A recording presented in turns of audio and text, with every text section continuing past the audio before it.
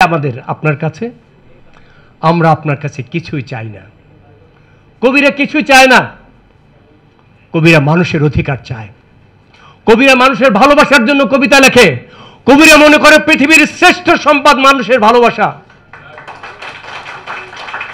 আমরা আপনার কাছে এই জনমানুষের জন্য আপনার যে ভালোবাসা, সেই ভালোবাসা আমরা কবিরাও প্রত্যাশা করি। আমি বলতে চাই, আমরা যে কবিতা পরিষদ গঠন করেছিলাম, আমাদের কবিতা পরিষদে সামরিক স্বৈরাচার এরশাদের দলদাস কবিরা এবং আমাদের স্বাধীনতা এবং সার্বভৌমত্বকে যারা স্বীকার করে না, সেই উগ্র মৌলবাদীরা ছাড়া আর সব দলের সব লেখক কবিদের জন্য আমাদের দরজা খোলা ছিল। কিন্তু আওয়ামী লীগ জাতীয় কবিতা পরিষদকে আওয়ামী লীগের একটি অঙ্গ সংগঠনে পরিণত করেছিল এবং আওয়ামী মুজিববাদী দলদাস পদলেহী কবিরা সেদিন তাদের সুযোগ সুবিধা, তাদের অর্থ বিত্ত সম্পদ, প্লট, বাড়ি, গাড়ি, পদ, পদবী, পুরস্কার এসবের জন্য সেদিন হাসিনার সীমাহীন দুর্নীতি, লুটপাট, গুম, খুন, অত্যাচার, নির্যাতন সমস্ত কিছুর ছাপাই গিয়েছে।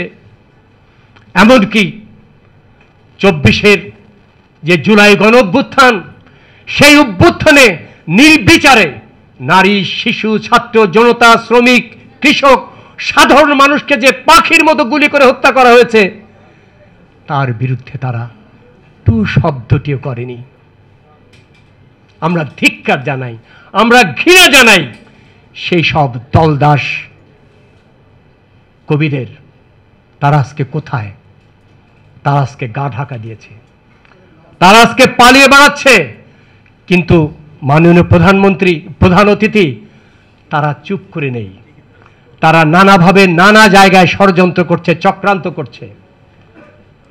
আমরা সামাজিক মাধ্যমে দেখতে পাই নানা জায়গায় নানাভাবে তারা এই চক্রান্ত ষড়যন্ত্র করছে।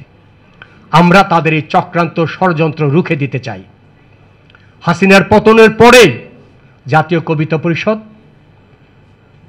এদেশের কোনো লেখক কবিদের সংগঠন কিংবা সাংস্কৃতিক সংগঠন যে ভূমিকা নেয়নি, আমরা সেই ভূমিকা নিয়েছি যে রাষ্ট্র পুনর্গঠনে একটি ফ্যাসিবাদ, স্বৈরাচার মুক্ত, গণতান্ত্রিক, অসাম্প্রদায়িক বাংলাদেশ প্রতিষ্ঠার জন্য আমরা রাজনৈতিক দলগুলোর ভেতরে একটি ঐক্যবদ্ধ শক্তি তৈরি করার